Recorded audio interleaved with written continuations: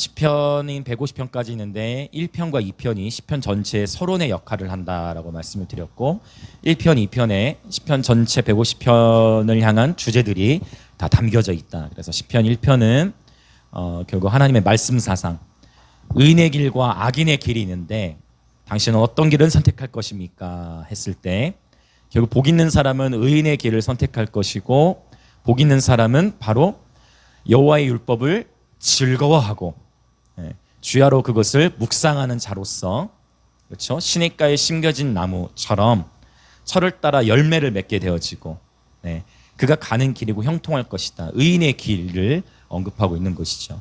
그래서 예배자들은 말씀의 사람이 되어야 함을 시편 1편을 통해 강조하고 있다면 이제 오늘 시편 2편을 볼 건데 시편 2편에서는 누가 진정한 왕인가? 그래서 시편의 전체 주제는 누가 왕이냐? 그리고 그렇다면 예배자들은 시편 1편은 말씀의 사람, 그렇다면 2편에서는 또 어떻게 행해야 할 것인가에 대해서 언급하고 있습니다. 자, 그래서 이제 우리 시편 2편을 이제 보도록 하겠습니다. 시편 2편은 12절까지 있는데 그게 네 단락으로 나눌 수가 있어요. 자, 먼저 우리 1절부터 3절까지 첫 번째 단락을 한번 읽어보겠습니다. 시편 2편 1절부터 3절 같이 우리 선포하겠습니다. 시작. 어찌하여 이방 나라들이 분노하며 민족들이 헛된 일을 꾸미는가? 세상의 군왕들이 나서며 관원들이 서로 꾀하여 여호와와 그의 기름 부음 받은 자를 대적하며 우리가 그들의 맨 것을 끊고 그의 결박을 벗어버리자 하는도다. 아멘. 아멘. 시편 2편은 다윗의 시로 알려져 있는데 일반적으로 이 시편 2편은 언제 선포가 됐느냐? 주로 열왕기에서 보면 다양한 유대 왕들이 나오잖아요. 왕들이 즉위할 때 대관식이라고도 하고 즉위식이라고도 하는데 왕들이 즉위할 때 바로 이 시편을 낭독하였던 것으로 그렇게 알려져 있습니다. 그리고 또 이 시편 2편을 언제 또 많이 선포했느냐? 오늘 이 본문의 1절에 있는 말씀처럼 이방 나라들이 분노하며 민족들이 헛된 일을 실제로 꾸밀 때, 즉 이스라엘 백성들 주변으로 블레셋이라든지 모압, 암몬 이런 이방의 민족들이 끊임없이 이스라엘을 침공했잖아요. 그래서 그러한 나라적으로 국가적으로 위기의 상황 속에서 시편 2편을 실제로 많이 선포하였던 것으로 알려져 있습니다. 여러분 지금 이 대한민국도 위기라고 생각을 하시나요? 온 세계와 열방에 사시는 위기지만 특별히 대한민국도 많은 위기라고 생각을 하시나요? 네, 만약 그렇다면 이 시편 2편을 가지고 선포하시고 이 말씀을 가지고 우리 민족을 향해 중보하는 마음으로 선포하며 말씀으로 기도하시고 예배하시기를 축복합니다. 어찌하여 이방 나라들이 분노하며 민족들이 헛된 일을 꾸미는가? 세상의 군왕들이 나서서 또 관원들이 서로 꾀한다는 거죠. 여호와와 그의 기름 부음 받은 자를 꾀한다라고 표현하고 있습니다. 여호와와 그의 기름 부음 받은 자를 대적한다라고 표현하고 있어요. 대적한다라는 것. 여호와와 그의 기름 부음 받은 자, 기름 부음 받은 자란 그리스도라는 의미잖아요. 신약에서 메시아. 그리스도를 대적한다는 것은 적 그리스도적인 것이죠. 맞죠? 여호와와 그의 기름 부음 받은 자를 대적하며 또 뭔가 하나님의 나라, 하나님이 세우신 지도자, 하나님의 나라, 하나님의 통치함을 받는 나라를 향해서 그 나라를 이 땅에서 끊어버리고, 그렇죠? 그들을 완전히 발가벗기려고 한다라는 거예요. 그래서 이러한 전쟁이 바로 다윗 시대에도 있었고, 그러나 오늘날 우리 시대도 동일하게 이러한 세상의 나라와 하나님 나라의 전쟁은 이루어지고 있다는 것입니다. 우리는 하나님 나라의 백성으로서 바로 이 영적 전쟁에서 승리를 쟁취해야 되는데 오늘 이 시편 2편에 나타난 사상을 보자면 이 전쟁이 물론 팽팽함도 있지만 그러나 이 다윗은 명백하게 우리 가운데 이미 승리가 주어졌고 세상의 왕들이 아무리 꾀를 바란다 할지라도 여러분 세상의 왕들이 아무리 하나님의 나라를 끊어내려 하고 세상의 정치 위정자들이 아무리 자기들이 원하는 방식으로 세상을 경영한다 할지라도 결국 그 세상 왕의 마음도 주관하시는 분이 바로 하나님이시다는 거예요. 하나님은 바로의 마음도 주관하셨죠. 때로는 바로 출애굽기를 보면 바로의 마음을 강팍하게도 하셔가지고 그렇지. 하나님께서 이 마음을 막 그 요동시키는 거예요. 이방의 왕을. 예수를 믿지 전혀 하나님을 여호와 하나님을 모르는 왕의 마음까지도 하나님께서 때로는 주관하셨다라는 거예요. 그렇죠? 창세기에도 나오고 출애굽기도 나오고 또 다니엘서에서도 이런 모습을 볼 수가 있어요. 자, 그러면 1절부터 3절까지 이 세상의 군왕들이 이렇게 하나님 나라를 대적해요. 자꾸만 하나님이 기뻐하시지 않는 법령들을 어떠한 꾀를 동원해가지고 자꾸 막 제정하려고 하고 그런 팽팽한 싸움들이 있다라는 것이에요. 자, 그런데 이제 4절부터 6절을 보면 하나님은 이에 대해서 세상의 왕들이 꾀를 부리는 것에 대해서 우리 하나님은 어떻게 반응하시는가, 우리 하나님은 어떻게 보시는가, 그것을 한번 우리 선포해 봅시다. 이제 두 번째 단락 4절부터 6절 같이 힘있게 선포합시다. 시작. 하늘에 계신 이가 웃으시며 주께서 그들을 비웃으시리로다. 그때 분을 바라며 진노하사 그들을 놀라게 하여 이르시기를 내가 나의 왕을 내 거룩한 산 시온에 세웠다 하시리로다. 아멘. 와우. 세상의 군왕들이 어떠한 꾀를 낸다 할지라도 하늘에 계신 하나님은 어떻게 보시냐면 그것을 비웃으시는 거예요. 하나님은 웃으신다는 거예요. 할렐루야. 하나님은 세상의 왕들이 하는 걸 보고 웃으신다는 거예요. 깊은 경배로 나아가는데 조 목사님께서 웃음이 터져나시더라고요. 보니까 하나님은, 여러분, 하나님이 보시기에는 우스운 거예요. 사실 히브리어로 보면 1절부터 3절과 4절부터 6절은 굉장히 대조를 나타내는데 세상의 군왕들이라는 단어가 히브리어로 보면은요 멜렉 에레츠예요. 멜렉 에레츠. 멜렉 에레츠는 뭐냐면 에레츠는 땅을 의미해요. 그러니까 사실은 땅의 왕이에요. 땅의 왕. 히브리어로 보면 땅의 왕. 그리고 땅의 왕과 뭐를 대조하는 거예요? 하늘에 계시니. 땅과 하늘을 대조하는 거예요. 세상의 왕은 땅의 왕인 거예요. 멜렉 에레츠. 여러분, 이 세상의 인간은, 그럼 이렇게 하면 이제 또 이렇게 따지시는 분이 계시면, 목사님 비행기 타고 나르면 되죠. 어떻게 비행기 타고 나르는 거하고 하늘을, 여러분, 주님은 구름을 타고 나르시는 분. 여러분, 성경을 보십시오. 우리 주님, 이 하늘의 왕과 땅의 왕은 비교할 수가 없는 것이에요. 땅의 왕들이 아무리 꾀를 낸다 할지라도 하늘에 계신 분은 그걸 보고 웃으시는 거예요. 할렐루야. 이사야서 55장에 보면 땅과 하늘을 또 대조하고 있어요. 너의 생각과 나의 생각이 다르다. 너의 생각과 나의 생각은 땅과 하늘의 차이만큼 다르다. 땅은 절대 하늘을 닿을 수가 없습니다. 할렐루야. 땅은 절대 하늘을 닿을 수가 없는 것이에요. 그래서 우리의 관점, 골로새서도 보면 너희는 자꾸 땅의 것을 생각하지 말고 위의 것을 찾으라 말씀하셨어요. 할렐루야. 땅의 왕과 하늘의 왕을 시편 2편 1절부터 6절까지 대조하고 있는 것입니다. 하늘에 계신 분이 보시기에는 너무나 웃긴 거예요. 아멘, 아멘. 그래서 여러분 자꾸 여러분 시편으로 많이 기도하시길 축복해요. 시편 말씀을 많이 묵상하시길 축복해요. 네. 콥틱교라고 들어보셨는지 모르겠어요. 이집트에 그 이집트의 콥틱교에 아테프 신부님이라고 있어요. 그래서 이분이 한동안 한국 교회에 많은 영향을 끼치셨어요. 그래서 말씀으로 기도하는 것. 그래서 실제로 이제 그 아테프 신부님의 그 공동체에서는 시편을 가지고 제가 알기에는 하루에 시편 150편을 다 이렇게 그 말씀으로 모든 그 자리에 예배자들이 모여가지고 함께 엎드려서 주님을 경배하고, 그 음악 없어요. 음악 없이 그냥 엎드려서 경배하고, 실제로 해서 이 아테프 신부님의 공동체를 방문한 제 지인분들이 계세요. 그분들이 가서 그 젊은 세대들도 그것을 봤는데 거룩한 하나님의 그 임재하심이 그것을 운행하시더라. 자유로운 분위기래요. 아이들 뛰어놀고 자유로운데 그래서 시편을 가지고 계속 경배한다는 것이죠. 여러분 시편을 가지고 많이 경배하시길 축복합니다. 그래서 이 경배, 엎드려서 경배하는 거, 샤하, 히브리어로 샤하, 엎드려서 경배하는 것을 의미해요. 사실은 엎드려서 경배하는 것이 굉장히 우리 그리스도인들에게 귀한 문화가 돼야 되는데, 가만히 보면은 우리 그리스도인들 가운데에서 엎드려서 예배하는 문화가 요즘에 공동체들 가운데 많이 이렇게 찾아보기 힘든 것 같아요. 어쩌면 여러분이 엎드려서 경배하다 보면 여러분 주변에 계신 분들이 오히려 이상하게 생각할 수도 있어요. 근데 사실은 이게 너무 귀한 성경적인 예배 방식인데, 이방의 종교, 여러분 이슬람에서 엎드려서 경배하는 거 아세요? 이슬람에서 하루에 몇 번씩 경배하죠? 네, 5번씩. 그들은 5번씩 공항에도, 여러분 공항에도 있는 거 아시죠? 그들의 예배 초소가 공항에도 있잖아요. 캠퍼스들에도 있어요. 대학교에도. 그래가지고 그들은 자리 딱 돗자리 같은 거 딱 펴고 그 자리에서 하루에 5번씩 무릎 꿇고 엎드려요. 무릎도 꿇어주면서 다 엎드리잖아요. 그치? 엎드려서 하루에 5번 이렇게 예배하더라고. 예.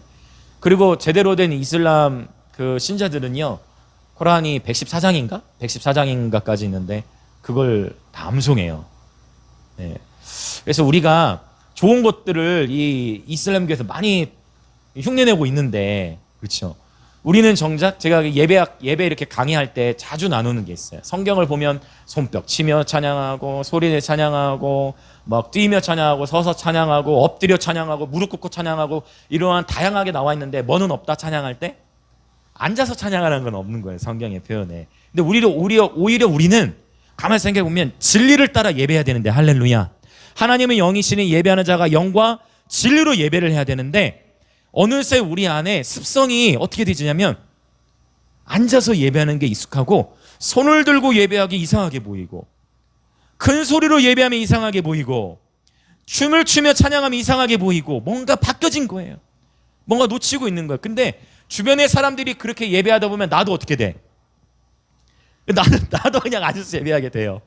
그런데 우리 유린이 체리가 와가지고 다 일어서 예배하니까 애들도 일어서서 예배하더라고. 그러니까 이게 문화예요, 문화. 그래서 우리 하나님 안에서의 문화, 찬양할 때만큼은 어떻게 해요? 네, 자유롭게, 더 자유롭게, 할렐루야. 자유롭게 예배할 수 있는 거예요. 우리 좀 더 자유롭게 예배했으면 좋겠어요. 할렐루야. 네, 성경을 따라 예배합시다. 제가 원하는 거는 왜 우리가 캠프 때만 이러한 예배를 드려야 됩니까? 왜 청소년 캠프들에만 뛰어야 됩니까? 아니요, 매주마다 뛸 수 있죠. 매주마다 자유롭게 예배드릴 수 있어요. 이러한 면에서 우리 조 목사님께서 큰 본이 되어주고 계십니다. 함께 역동적으로 이 자리에서 저도 몸이 무겁고요. 저도 조 목사가 제가 무거운 편인데 우리 역동적으로 우리는 춤을 추며 찬양합니다. 할렐루야. 주님은 찬양받게 합당하시고 우리의 온 몸과 뜻과 힘과 정성을 다해 찬양받게 합당하신 거예요. 할렐루야. 네, 갑자기 이거 이 얘기하려고 했던 게 아닌데 그럼에도 불구하고 여러분 하늘에 계신 분이 보시기에는 우스운 거예요. 여러분 지금 시국이 어쨌든 이렇게 보면은요 좌우가 나눠져 있지만 이제 거의 제가 봤을 땐 대부분의 세대가 모든 세대가 정치 영역에 대해 관심을 갖고 있는 것 같아요. 그리고 뭔가 우리가 원하든 원하지 않았든 어떠한 새로운 흐름이 왔어요. 이 부분은 다 동의가 되실 거예요. 뭔가 정치 영역 안에 새로운 흐름, 새로운 바람이 불어온 거예요. 이전에 한 번도 일어나지 않았던 그런 일들이 일어나고 있어요. 이 영역에는 좌나 우나 할 거 없이 다 동의가 되어질 것이라고 믿습니다. 그래서 우리는 제가 늘 말씀드리는 것은 뭐냐면 정치의 영 위에서 기도하자. 땅에서가 아니라 위에서, 하늘에서 주님의 관점을 가지고 이 민족을 위해 기도하는 것이죠. 무언가 새로운 일이 이 땅에 일어나고 있는 줄 믿습니다. 그러나 그럼에도 불구하고 새로운 바람이 와도 그 리더십들이 우리에게 완벽할 수 없어요. 우리가 추구하는 건 뭐냐면 정말 하나님 마음에 합한 다니엘과 같은 리더십들이 이 땅에 세워지기를 정말 구체적으로 기도하고 우리의 자녀들을 교육할 때 자녀들에게 구체적으로 다니엘이나 요셉이나 다윗, 에스더들에 대해서 실제적으로 가르치면서 이들이 다윗처럼 준비되도록 다니엘처럼 준비되도록 가르쳐야 돼요. 은혜 받았다 해서 하나의 진로로만 가는 것이 아니라 구체적으로 정치계로 들어가야 될 그런 다음 세대들이 우리가 준비해야 됩니다. 그런 세대들로 이렇게 키워나가야 돼요. 그래서 토론 문화도 많이 발달시켜야 돼요. 자기 의견 표출하는 거, 또 자기 생각 표현하는 거. 그래서 이러한 다음 세대들을 실제적으로 정말 저와 여러분의 자녀들, 우리 교회 공동체 안에 속한 다음 세대들을 정말 그렇게 하나님 마음에 합한 리더십들로 세워갈 수 있도록 구체적으로 기도하고 또 우리의 자녀가 아니다 할지라도 다른 이 땅에 수많은 교회들이 있잖아요. 그 교회들로부터 정말 하나님 마음에 합한 지도자들이 세워져 나올 수 있도록 우리가 기도해야 될 것입니다. 자, 하늘에서 계신 분이 보시기에는 이 땅의 왕들이 하는 그러한 거기서 나오나요 소리가? 네. 자, 이 땅의 왕들이 보기에는 하늘의 왕이 보기에는 땅의 왕들의 계략이 아무것도 아니라는 것이에요. 그래서 여러분 늘 우리가 하나님의 관점으로 기도하고 시편의 말씀을 가지고 선포할 때 우리가 더 자유할 수 있고 담대할 수 있고 주님의 주권을 신뢰하는 마음 안에서 평안을 누릴 수가 있다라는 것입니다. 그런데 봤더니 하나님께서 때로는 이 땅의 왕들이 어떤 꾀를 부리면 그때 하나님께서도 어떻게 하세요? 분을 내세요. 맞죠? 그리고 또 어떻게 하세요? 진노하세요. 분을 내고 진노하십니다. 분을 내고 진노하시는 거예요. 그들을 놀라게 하신다. 여러분, 그래서 이 땅에 임하는 하나님의 심판도 하나님의 영광의 영역이에요. 하나님께서 행하시는 이 땅에서, 그래서 이 땅에서 살아있을 때 심판을 받는 것이 더 하나님께 감사한 일이다. 죽음 이후에는 영원한 심판이잖아요. 땅에 살아있을 때 그분의 심판, 그분의 판단을 달게 받는 것이 축복이에요. 그래서 이 시기는 지금 모든 것이 흔들리면서 모래 위에 세운 집들은 다 무너질 거예요. 반석 위에 세운 집들만 살아남을 거예요. 반석 위에 세운 집들만 살아남을 거예요. 여러분, 이걸 꼭 기억하세요. 그렇다면 먼저 저와 여러분의 개인의 삶은 반석 위에, 예수 그리스도 또 말씀 위에 반석에 세워져 있는가, 아니면 모래 위에 부실하게 세워져 있는가, 이면 이것을 꼭 여러분 분별하시고 자기 자신을 하나님 말씀의 거울에 비춰보셔야 돼요. 원컨대 저와 여러분의 개인의 삶이 말씀이신 예수 그리스도, 그 반석의 경고에 세워진 집이 될 것을 예수님의 이름으로 선포합니다. 저와 여러분이 속한 예배 공동체들, 교회들이 반석에 세워진 집이 돼야 됩니다. 지금 하나님 그렇게 이 시기에 다 흔드시는 거예요. 우리 개인의 교회, 그리고 우리 실제 공동체, 그리고 이 도시의 교회들, 이 민족의 교회들이 다 반석에 세워진 교회들이 될 수 있도록 우리가 말씀을 붙들고 기도해야 될 것입니다. 6절, 내가 나의 왕을 내 거룩한 산 시온에 세웠다 하시리로다. 주님은 하늘에 계시는데 주님의 왕을 어디에 세웠어요? 산, 시온이죠. 시온산, 시온성. 즉 하늘에 계신 왕이 이 땅에 주님의 마음에 합한 왕을 세우시는 거예요. 그래서 1차적으로 이 6절의 내용은 1차적으로 누굴 가리킬까요? 다윗을 가리키죠. 그리고 왕들이 즉위식 할 때마다 이 시편 2편을 선포했지만 성경을 문맥적으로 봤을 때 여기서 말하는 왕은 1차적으로 다윗을 가리키죠. 그러나 궁극적으로 이 시편, 여러분 예수님께서 누가복음에 보면 모세의 글과 시편의 글과 선지자들의 글에 누구를 가리켜 기록된 것? 나를 가리켜, 즉 예수를 가리켜 기록된 것 명백히 언급하고 있듯이 여기서 말하는 궁극적인 왕은 예수 그리스도를 의미합니다. 맞죠? 예표를 하고 있어요. 예수 그리스도를 예표하고 있어요.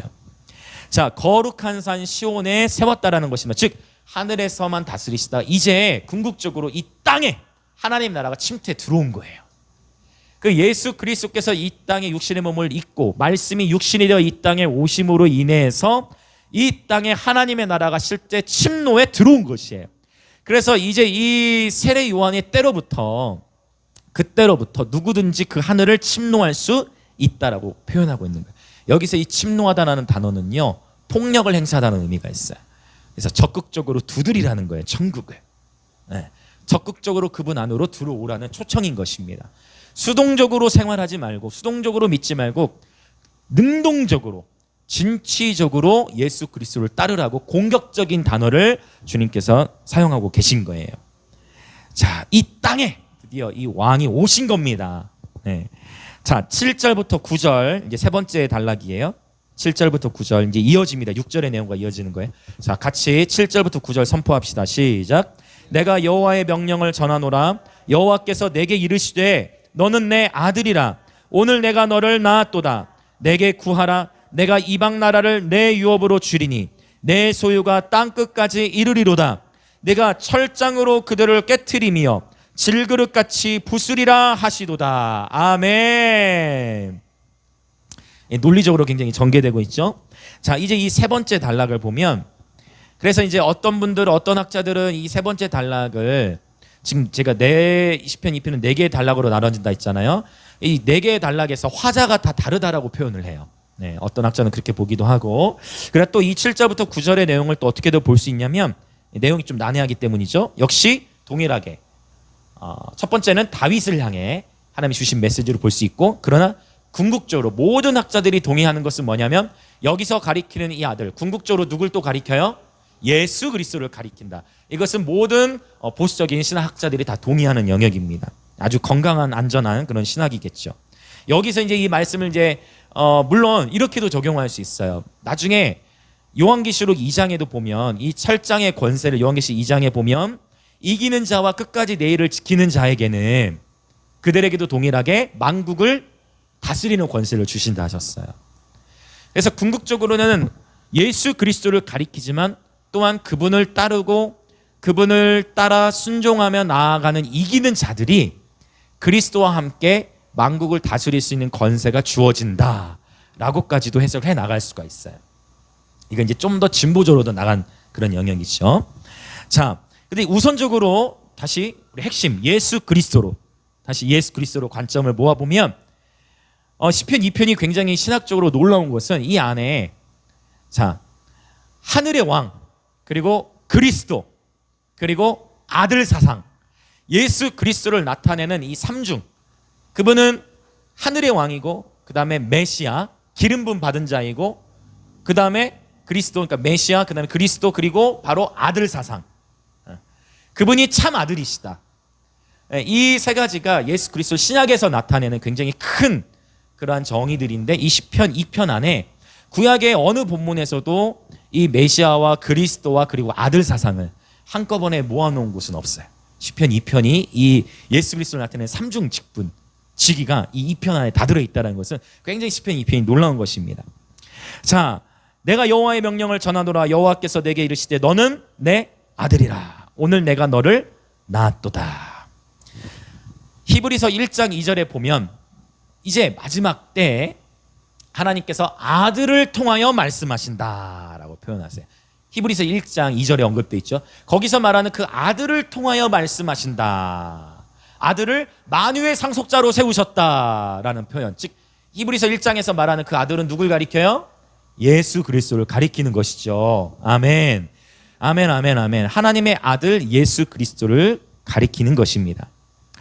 자, 8절과 9절을 보면 내게 구하라. 내가 이방 나라를 내 유업으로 주리니 내 소유가 땅 끝까지 이르리로다. 아멘. 여전히 이 말씀은 예수 그리스도가 온 세가와 열방의 왕이 되시고 실제 모든 나라가 주님의 것, 주님의 소유라는 것을 예언적으로 선포하고 있는 것입니다. 할렐루야. 그래서 저는 그래요. 이 말씀을 가지고 하나님의 아들들인 저와 여러분에게도 나중에 진보적으로는 적용을 해서 기도할 수도 있지만 가장 핵심이 되는 사상은 뭐냐면 이 말씀을 예수 그리스도께로 적용하는 것. 네, 그렇게 해서 기도하는 것이 우선적으로 제일 중요하다고 할 수가 있어요. 그래서 보세요. 열방은 다 주님의 소유예요. 내 소유가 땅 끝까지 이르리로다. 주님은 또 어떻게 놀랍게 이 땅을 다스리시느냐. 9절 내가 철장으로 그들을 깨트리며 질그릇같이 부수리라 하시도다 라고 표현하고 있는데 깨트리고 부수는 것은요 다스림의 행위예요. 권위 있는 자만이 행할 수 있는 그러한 놀라운 권세입니다. 자, 그러면 여기 깨트리다 또 질그릇같이 부수리라 라고 했는데 우리가 이 표현이 지금 시편이잖아요. 사실 이 표현이 고대에서는 자주 쓰였던 그런 표현인데 어디에 나오냐면 바로 이제 이 이집트의 문화 가운데 당시 애굽이 굉장히 전 세계를 제패하고 있을 당시에 애굽의 바로 왕들은 이제 이방의 많은 민족들 다스렸잖아요. 그럼 영화에서 혹시 이런 거 보셨는지 모르겠는데 실제로 있었던 그런 문화예요. 이방의 그 민족들을 자 어느 한 곳을 다스리고 있어. 그러면 뭐 모압을 다스리고 있다. 모압이 애굽의 속국이야. 그러면 모압이라는 이름이 쓰여진 항아리에다가 모압이라는 이름을 딱 써놓고 이것은 모압을 나타내는 항아리. 그래서 그곳에 이제 조공을 또 바치기도 하고. 그래서 모압, 암몬 할 것 없이 이제 그 이집트 안에 자신의 영향을 받았던 모든 속국들의 항아리가 다 이렇게 있었어요. 그래서 어떤 한 나라가 마음에 안 드는 행위를 했어. 그러면 바로 왕은 어떻게 했을까요? 그 항아리를 깨버렸어요. 그러면 그 항아리를 깨면서 이 민족을 멸해버릴 것이다 라고 실제로 그런 행위들을 했다라는 것을 이제 고대 문헌들을 보면 알 수가 있어요. 그러한 배경 속에서 이 시편 2편 9절을 보시면 돼요. 즉 하나님께서 질그릇같이 부수라. 하나님께서 어떤 한 나라를 그분의 다림줄에 그분의 공의와 정의에 재어보셨을 때에 하나님의 마음에 합하지 못한 영역까지 극적으로 흘러갔을 때 하나님이 어떤 한 나라를 멸하기로 작정하시면 그 항아리를 깨버리신다는 거예요. 그리고 그곳에 심판이 임한다는 거예요. 구약성에 보면 칼과 기근과 전염병, 맞죠? 칼과 기근과 전염병, 그리고 사나운 짐승으로 하나님께서 하나님의 마음에 합하지 못한 그런 일들이 일어난 민족들을 향해 심판하시는 것을 우리는 에스겔, 이사야, 예레미야 선지서들을 통해 볼 수가 있었다라는 것이죠. 우리 주님은 철장으로 다스리세요. 여기서 철장에 했을 때는 장은 지팡이를 의미하고, 즉 철로 된 지팡이에요. 이것은 강력한 통치자의 권위를 상징하는 것인데 하늘에 계신 분은 웃고 계시다니까요. 그래서 하나님의 마음에 합하지 못한 영역이 있으면 그걸 하나님 깨트려 버리시는 거예요. 모든 나라, 제가 기도할 때 시편 22편 선포했죠. 주님은 모든 나라의 주제가 되십니다. 그럼 우리가 왜 이렇게 예배하는 거예요? 예배할 때 하나님의 통치에 동참하는 거예요. 예배를 통해서 우리는 하나님의 통치에 동참하는 거예요. 그분의 왕되심을 선포하고, 그분이 긍휼을 구하고, 그분과 함께 동역하는 거예요. 사실은 예배를 통해. 자, 이 9절의 말씀 기억하십시오. 주님은 한 방에 어떤 한 나라를 멸하기도 하시고 살리기도 하시고, 생사화복, 개인뿐만 아니라 나라의 모든 주권도 주님께 있어요. 주님은 빛도 짓고 어둠도 창조하였으며, 주님은 생명도 창조했고 환난도 창조했다라고 이사야서를 통해 주님 명백히 말씀하신 거예요. 할렐루야. 우리 인생에서는 빛과 어둠의 영적 경쟁이 치열하지만 영원하신 하나님의 관점 안에서는 빛도 어둠도 다 그분이 창조하신 거예요. 할렐루야. 네. 자, 그러면 이제 우리 10절부터 12절 마지막 단락 이제 보시고 우리 함께 기도하겠습니다. 자, 10절부터 12절 이 시편 2편의 핵심이죠. 이제 주제로 연결됩니다. 자, 또 힘있게 선포합시다. 시작. 그런즉 군왕들아 너희는 지혜를 얻으며 세상의 재판관들아 너희는 교훈을 받을지어다. 여호와를 경외함으로 섬기고 떨며 즐거워할지어다. 그의 아들에게 입맞추라. 그렇지 아니하면 진노하심으로 너희가 길에서 망하리니 그의 진노가 급하심이라. 여호와께 피하는 모든 사람은 다 복이 있도다. 아멘. 아멘, 아멘. 10절은 명백하게 세상의 군왕들에게 이 땅에게 선포하고 있어요. 저와 여러분도 이 세상을 향해 선포해야 됩니다. 전해야 돼요. 일단 전해야 됩니다. 그것이 파수꾼의 사명이고, 일단 전했으면 이 세상 가운데 우리가 지금 우리 하나님 팀 안에서 비 안 오면 이제 거리로 무조건 나가잖아요. 비 오는 날은 안식. 비는 주님의 축복이잖아요. 또한 비 안 오면 무조건 나가는데, 나가서 우리 왜 예배하는 거예요? 왜? 그냥 단순히 뭐 좋은 영상 찍으려고? 그냥 사람들 우리 나간다고 알리려고? 아니요. 나가는 이유는 하나님 말씀에 순종하고 나가는 거예요.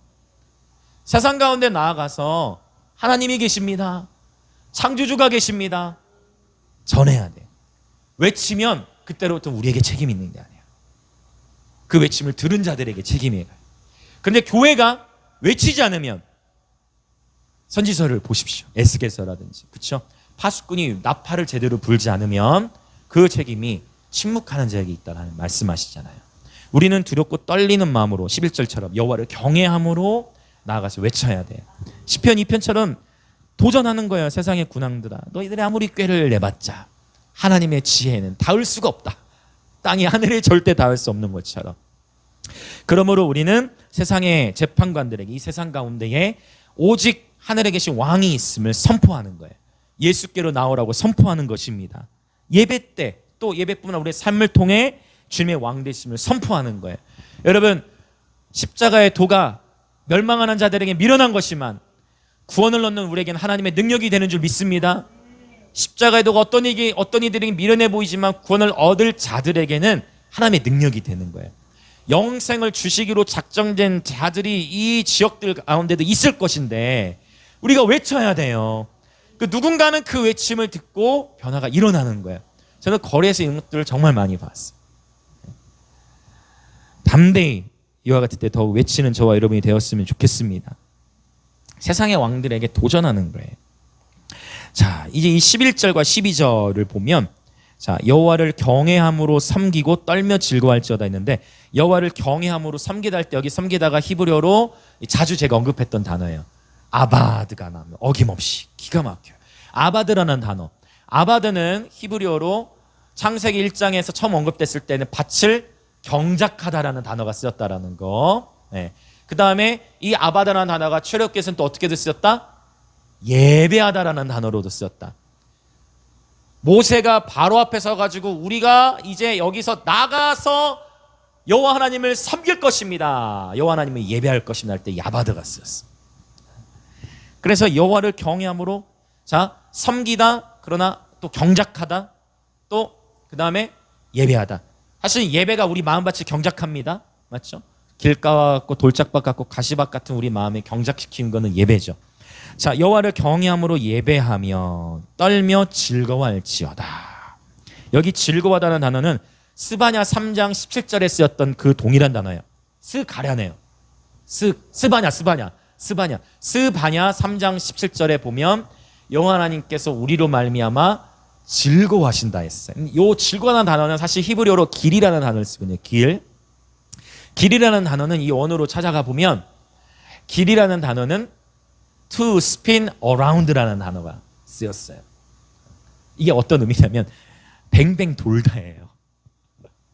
뱅뱅 돌다. 히브리어로 뱅뱅 돌다. 그래서 이 원어를 아는 게 굉장히 중요한데, 저도 원어를 계속 공부해요. 감사하게도 히브리어 100점 맞았습니다. 그래서 상대평가에서. 왜 계속 공부해? 왜? 하나님 말씀 바르게 알고 바르게 전해야 되니까. 자랑하려고 했던 게 아니고 그런 의도가 아니고, 목회자로서 원어를 바로 알아야 되니까. 그래서 이 뱅뱅 돌다예요. 히브리어로 보면 즐거워하다는 단어가 뱅뱅 돌다는 거 뭐예요? 도는 거예요. 춤을 추는 거예요. 맞죠? 여러분, 기쁘면 춤이 나오죠. 이게 정상이에요. 기쁘면 춤이 풀어져요. 네? 뱅뱅 돌다, to spin around가 바로 어원적으로 춤을 추다. 근데 오늘 즐거워하다로 번역이 된 거예요. 그러면 우리는 이제 이 11절을 통해서 볼 수 있는 게 뭐냐면, 경외하는 건 두려워하는 거잖아요. 그런데 즐거워하래. 즐거워하는 것, 여호와를 즐거워하는 것과 여호와를 경외하는 것, 이 두 가지가 오늘날 우리의 예배 가운데에 반드시 함께 나타나야 돼요. 뭔가 하나님을 믿는 데 있어서 하나님을 두려워하는데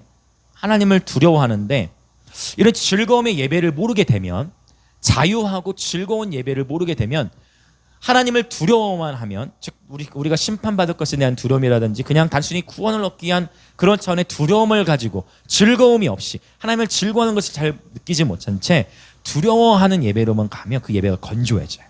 그 예배가 형식적으로만 흘러가게 되어져요. 그리고 그 형식이 본질인 것을 우리가 착각하게 될 수가 있어요.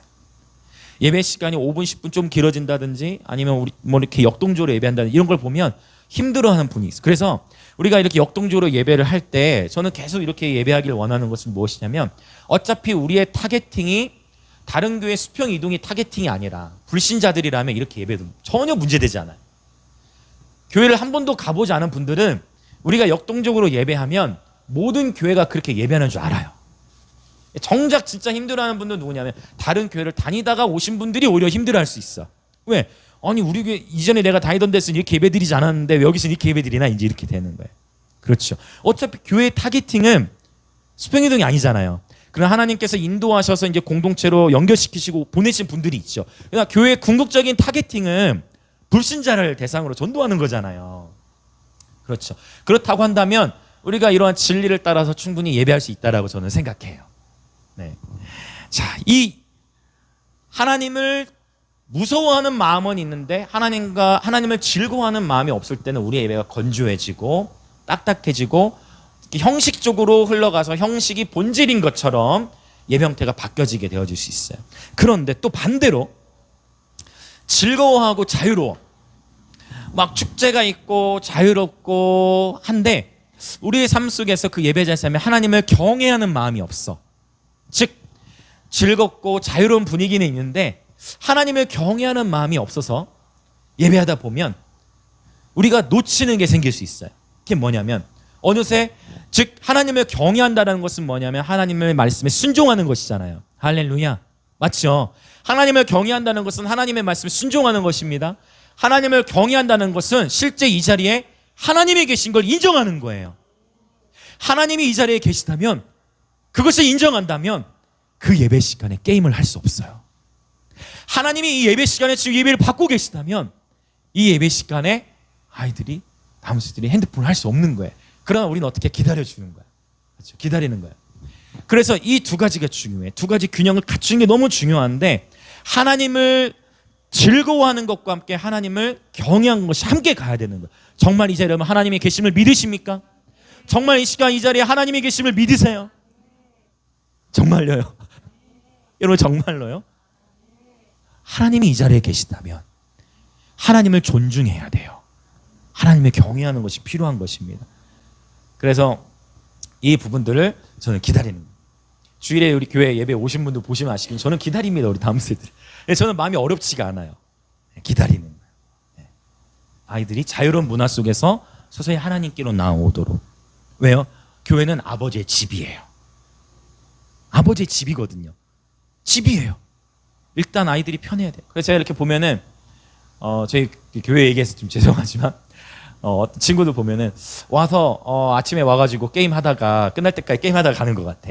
그런 친구도 있어. 그런데 이렇게 셀 모임 같은 거 해보면 나름대로 하나의 관계가 세워져 가고 있어.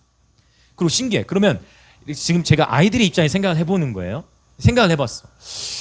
집에서 게임을 해도 될 텐데 왜 항상 시간에 맞춰서 예배 오고 왜 끝날 때까지 있다가 즐겁게 놀다 갈까? 그 아이에게는요 집에서 게임하는 것과 여기서 있는 건 다른 거야. 이게 어른 세대로서 이해되어 주시길 축복합니다, 여러분. 여러분 이게 이해가 되어지셔야 돼요. 네. 왜냐하면 그 한 아이도 언젠가 주님을 인격적으로 경험해서 이 자리에 서가지고 하나님 말씀을 선포하게 될지 몰라요. 저의 삶도 그랬거든. 저의 삶도 그랬던 시즌이 있었거든. 할렐루야. 하물며 요즘에 이 미디어가 발달하실 때 우리 다음 세대를 기다려줄 수 있어야 됩니다. 아멘 없으시지만 기다려 주십시오. 하나님 어떻게 사용할지 모르는 거예요, 여러분. 기다리는 그 기다림이 즐거움 가운데 기다려야 되는 거예요. 근데 그러나 그럼에도 불구하고 우리 어른들도 똑같이 하면 안 되잖아요. 그래서 우리가 먼저 뭐 하는 거예요? 본을 보이는 거예요. 그래서 가능하면 제가 부탁드려요. 여러분 가능하면 여러분들은 핸드폰으로 성경 보지 마시고 가능하면 급할 때만 핸드폰으로 보시고 가능하면 성경책으로 보시고 가능하면 이렇게. 왜냐하면 나는 핸드폰으로 성경 보고 있지만 우리 자녀들은 그러는 엄마는 그러는 아빠는 이렇게 생각이 될 수가 있는 거야. 그래서 우리도 이렇게 본을 보는 작은 거 하나부터. 네. 왜 갑자기 이런 얘기 하는지 모르겠습니다. 그냥 주님을 따라가겠습니다. 네, 그래서 여러분 즐거워하는 거에 대해서 말씀드리다. 근데 우선적으로 교회는 아버지의 집이에요. 그래서 우리가 이런 하나님 안에서도 이런 문화를 계속 세워가기를 원하는 거예요. 주님을 즐거워함과 동시에 정말 주님을 존중하고 경외하는 이런 예배 마인드, 예배의 모습이 먼저 우리 어른들에게서부터 있어야 되는 것입니다. 우리 보고 이제 하는 예전에는 불과 5년, 10년 전에는 사실은 그래요. 우리 다음 세대 저도 이제 청소년 캠프라는 다음 세대를 이제 많이 19살 때부터 큰 교회에서부터 사역해보고 다 해봤을 때 이렇게 보면은 불과 5년 전까지는 어떤 말들이 이제 통했냐면 이제 설교 시간에 그런 게 많았으니 본을 보여라. 본을 보이면 본대로 따라한다. 근데 요즘에는 조금 더 바뀌어진 것 같아. 보여줘도 보여줘도 그게 안 돼요. 한 번에 되지 않습니다. 그런데 하나님의 말씀대로 하는 거야. 보여주고 하나 더 해야 돼. 눈물로 기도해야 돼요. 정말 처절하게 기도해야 돼요. 목숨 걸고 기도해야 돼요. 지금 저도 웃고 있지만 생명 걸고 기도해야 돼요. 요즘에 이 일주일에 교회 한 번 오지만 그 외에 여기는 학교에 가서 친구들, 학교, 선생님들마저도 요새는 이상한 거 가르친 분들이 얼마나 많은데 학교에서 또래로부터 얼마나 많은 영향을 받겠어. 우리 정말 눈물로 담수를 기도해야 돼. 그리고 본을 보이고 다 같이 모든 걸 동원해야 돼. 그걸 가능하면 한 가지를 더 필수적으로 해야 돼요. 많이 먹여야 됩니다, 여러분. 많이 먹여야 됩니다. 풍성히 먹여야 됩니다. 풍성히 먹여야 돼요. 그래서 거리 예배 오는 아이를 더 많이 먹이려고 제가 수고도 많으니까 많이 먹여야 돼. 5인이하가 되니까 많이 더 못 먹여서 미안하지. 테이블도 따로 가져야 되니까 이제 곧 있으면 8인까지 이제 또 될 건데 여러분 다음 세대들을 계속 하나님 기뻐하시는 예배로 세워가야 되는데 왜냐하면 이 경외함의 문화가 함께 나타나는 이유는 뭐냐면 자칫 속을 수 있어요. 왜? 하나님을 예배하는 것 같지만 음악의 흐름만을 의지해서 그냥 하나님을 예배하는 게 아니라 음악적인 카타르시스를 추구하는 것일 수 있어요. 그래서 이 부분을 이제 계속해서 우리가 본을 보이고 경배자의 삶을 살아야 한다라고 이제 말씀을 드리면서 눈물로 기댄다는 게 뭐냐면 음악에 속을 수 있기 때문에 그래요. 요거를 이제 계속 강하게 말씀하시는 분이 있죠. 지용훈 목사 같은 경우는 이런 표현이 있죠. 도장 깨기라고 여러분 아세요? 도장 깨기처럼 이렇게 가가지고 탁탁 교회 가가지고 예배 팀부터 딱딱 해가지고 근데 그게 한 번씩 필요할 수도 있어요. 저 말을 이게 괜찮을까? 이렇게 괜찮을까? 생각이 될 때도 있지만 본질은 그건 왜? 근데 음악이 없어도 예배할 수 있어야 되고 정말 예배 이 자리에 하나님이 계신데 정말 이 자리에 하나님이 계시다면 음악이 끝나도 음악이 없어도 정말 하나님 앞에 예배할 수 있는 그런 예배자가 돼야 되거든요. 그래서 그걸로 우리는 기다려야 돼요. 그리고 내가 먼저 맞죠? 우리 다음 세대를 기다려 누가 먼저 그런 예배자가 되자? 내가 먼저 하나님을 존중하고 경외함과 또 하나님을 동시에 즐거워하고 이 두 가지를 꼭 함께 취하셨으면 좋겠습니다. 하나님을 즐거워함과 하나님의 경외함을 동시에 지닌 예배자들이 될지어다. 아멘 아멘. 이것이 하나님이 추구하는 방향이에요. 그래 결코 정죄함이 없습니다. 내가 더 예배로 들어가는 거예요. 내가 더 기도하는 거예요. 내가 더 그 지체를 더 기도하는 거예요. 내가 더 눈물로 나아가는 거예요. 그것이 주님의 마음이에요. 할렐루야. 할렐루야. 자 12절 그의 아들에게 입맞추라라고 했어요. 아들에게 입맞추. 그런데 사실은 엄미한 말씀이에요. 그렇지 아니하면 진노하심으로 너희가 길에서 망하리니 그의 진노가 급하심이라. 그렇다면 이 말씀을 가감하지 않고 정말 이 말씀 그대로 선포한다면 경배 전쟁인데 진짜 예배자가 되느냐 가짜 예배자가 되느냐를 가지고 지금 아까 처음에 말씀드린 반석에 세운 집과 모래 위에 세운 집이 구별되게 될 거예요. 반석 위에 세워진 예배자들은 환난과 고난 가운데서 오히려 더 일어나 빛을 발하게 될 거예요. 근데 모래 위에 세워진 예배자들은요 조금만 어떤 일이 왔을 때 무너질 거예요. 무너지고 비방과 판단의 자리로 들어가게 될 거예요. 이것은 이제 저는 어떻게 교회에서 표현하냐면 타령이라고 표현을 해요. 타령하는 거. 심지어 주님을 떠나기까지 하는 그런 영역으로 갈 경우도 있어. 여러분 절대 우리가 이 부분 그래서 지금 경배 전쟁이라는 거예요. 여러분 정말 친밀하게 주님을 진짜 예배하는 예배자가 될 것인가? 그렇지 아니하면이라는 표현하죠. 아들에게 입맞추는 친밀한 예배자가 될 것인가? 그렇지 아니하면 대충 믿어서 살아난다는 표현이 아니잖아요. 지금 이 12절은 맞죠? 아들에게 입맞추지 아니하는 자는 진노하심이 임할 때 함께 그 진노 가운데에서 휩쓸려가서 망해버린다는 거예요. 굉장히 사실 엄미한 말씀이죠. 그러니까 여러분 이런 말씀들을 볼 때 즐거워할지어다 다음에 나왔잖아요. 그래서 자꾸 우리의 마음을 넓히고 하나님 앞에 영으로 깨어 계셔야 되는 게 뭐냐면 하나님을 즐거워함과 그분을 경외함이 함께 나타날 수 있고 하나님을 즐거움과 하나님을 경외하는 예배자가 될 수 있다라는 거예요. 그의 아들에게 입맞추라는 단어는 제가 이거를 예배 강의할 때 나눈 적이 있어요. 헬라어로 프로스키네오. 마태복음 1장에서 처음으로 동방박사들이 예수께 경배하다라는 단어를 쓸 때 프로스키네오라는 단어를 썼는데 그 프로스키네오라는 단어가 어떤 의미일까요? 누구누구와 입맞추다예요. 정확하게 시편 2편 12절과 프로스키네오 연결되어 있어요. 즉 입맞춘다라는 것은 가장 친밀한 단계이죠. 신랑과 신부가 함께 친밀한 사귐을 나누는 거예요. 입맞춤의 기쁨과 어떤 그런 감격은 그 입맞춤을 한 자만이 알 수 있듯 예수 그리스도와의 이 친밀한 사귐은 경험한 자만이. 근데 이 임재를 경험하고 이 사랑을 경험한 자는 결코 그 임재의 자리를 떠날 수가 없어요. 그 임재를 더 목말라게 돼 있어요. 그 주님의 입맞춤을 경험한 자, 경배를 통하여 그분의 친밀한 사귐을 누린 자는 더 그 임재와 그 경배 영에 목말라게 돼 있어요. 그것이 이제 하나님의 영광을 경험한다라는 거예요. 더 원하게 돼.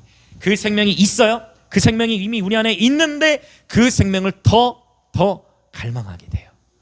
영적 원리예요. 배고픔의 원리. 자, 이제 우리 함께 기도하려고 합니다. 이제 이 시대가 마치 시편 2편을 보면 딱 이 시대를 향해 하나님 뭔가 말씀하시는 것 같아요. 진짜 이제는요, 교회들 안에도 많은 타협이 들어왔잖아요. WCC 문제라든지. 네. 너무나 많은 타협이 우리 안에 들어오고 교회가 세속화되어지는 그런 문화 속에서 다음 세대를 향해 정죄하고 비난하는 것으로는 다음 세대가 변화되지는 못해. 오히려 그들이 이탈되고. 그럼 어떻게 되느냐? 이 다음 세대를 향해 눈물로 기도하고, 정말 눈물로 이들을 향해 기도하고, 이들에게 무조건적인 아버지의 사랑을 경험할 수 있게 해야 돼요. 그게 먼저예요. 세상에서 경험하지 못한 하나님 아버지의 무조건적인 사랑. 그러할 때 이 다음 세대들이, 저희 교회에서는 지금 그것들을 보고 있어요. 하나의 다 이렇게 보면 어떤 아까 제가 말했던 그 게임 그 아이는 이제 셀 모임이 즐겁다라는 표현도 하게 돼가지고 하나님이 하시는 거예요. 근데 우리가 내 힘으로 하려고 하면 되지 않아요. 자, 이 시간 기도합시다. 함께 기도하실 때 먼저 내가 그렇게 하나님이 찾으시는, 하나님을 경외함과 그리고 그분을 즐거워하는, 우리의 삶 속에서 터져나오는 눈물이 이제는 슬픔과 어떤 우리의 어려움의 눈물이 아니라 예수님이 너무 좋아서, 그분의 임재가 너무 깊어서, 나의 사랑하는 예수님이 너무나 사랑스럽고 존귀하고 아름다우셔서 그분의 아름다우심에 매료되어지는 기쁨의 눈물, 그분을 즐거워하고 그와 함께 그분을 존중하며 정말 그분이 이 자리에 계신 것처럼 우리의 예배의 태도와 정말 이 자리에 예수님이 계신 것처럼 우리의 모든 태도가, 예배에 임하는 태도가 정말 그분을 경외하는 이러한 예배자가 되기를 원합니다.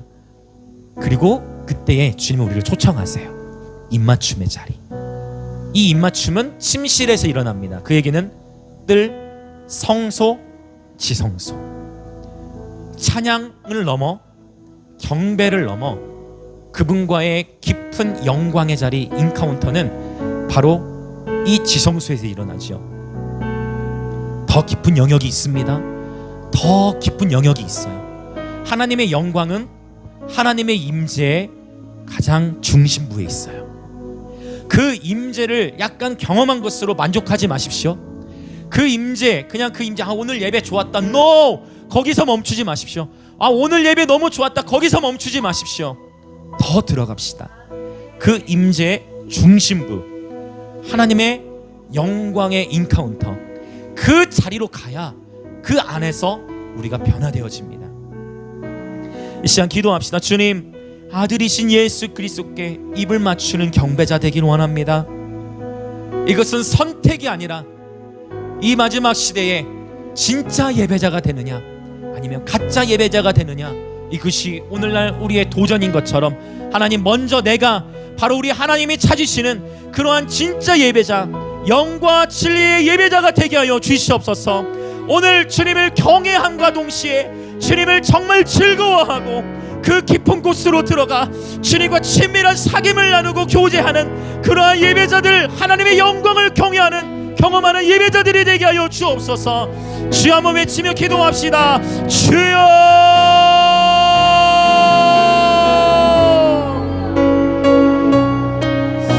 할렐루야.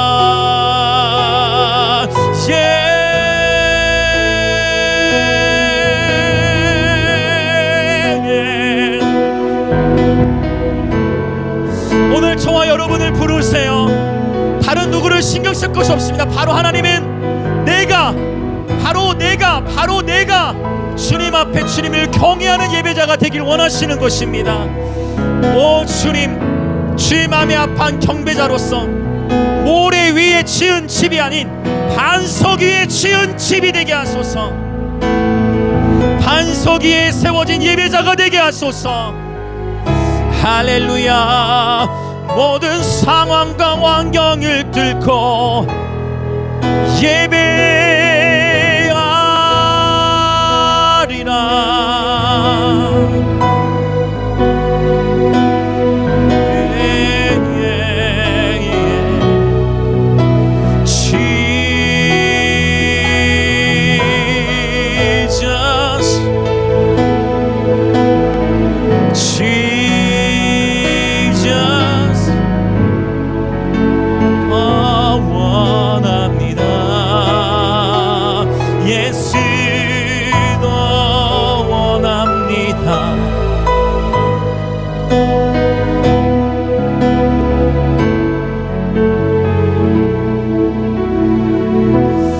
이 시간 다음 세대들을 축복하며 기도합시다. 먼저는 여러분의 자녀들, 저와 여러분의 저도 새 알을 키우고 있지만 저와 여러분에게 하나님께서 맡기신 육신의 자녀들, 그리고 더 나아가서 여러분을 통해 예수님께 나오게 된 자녀들이 있을 거예요.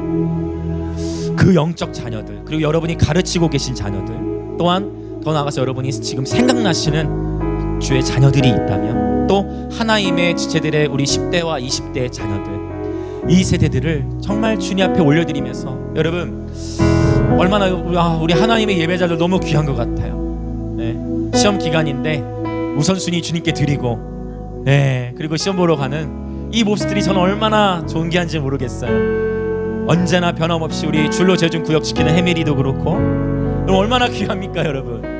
여러분 얼마나 귀합니까? 여러분 우리 다음 세대를 축복합시다.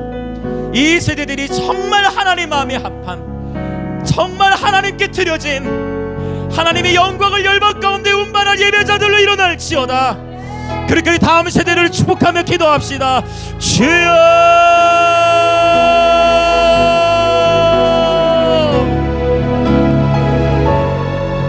Yes Lord.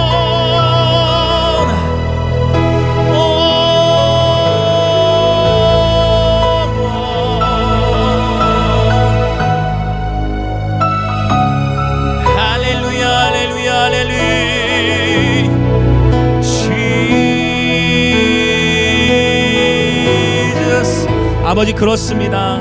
우리 자녀 세대들을 주님 손에 올려드립니다.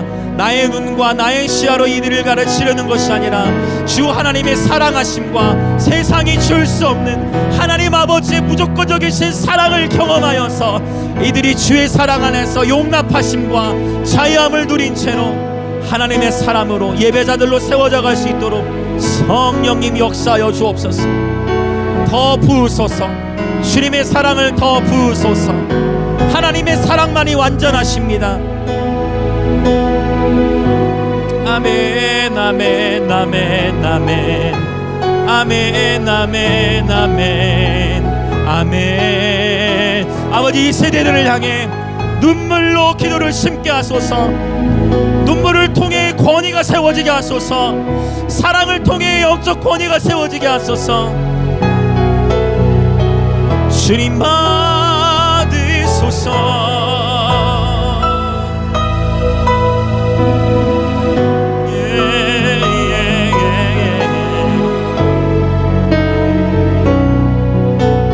아멘, 아멘.